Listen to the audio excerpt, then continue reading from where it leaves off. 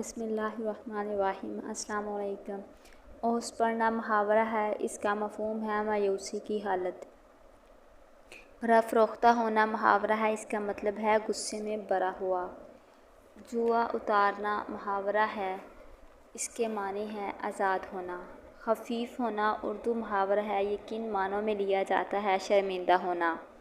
دکان بڑھانا اردو محاورہ ہے، اس کا کیا معنی ہے؟ دکان بند کرنا۔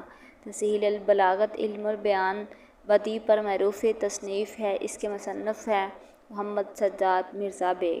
علم بیان و بدیع کے موضوع پر مشہور کتاب بحر الفصاحت کس کی تصنیف ہے؟ نجم الغنی۔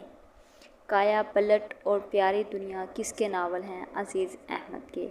امام بخش ناسخ نے کس زبان کے الفاظ شاعری کی زبان سے خارج کر دیے؟ ہندی۔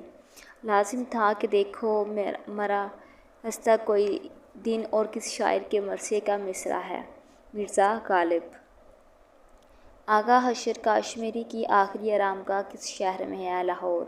لسان العصر اکبر الہٰبادی پر پی ایچ ڈی کا مقالہ کس نے لکھا؟ ڈاکٹر خواجہ محمد ذکریا۔ پی ٹی وی کے معروف ڈرامے اندھیرا اجالا کے مصنف کون ہیں؟ یونس جاوید۔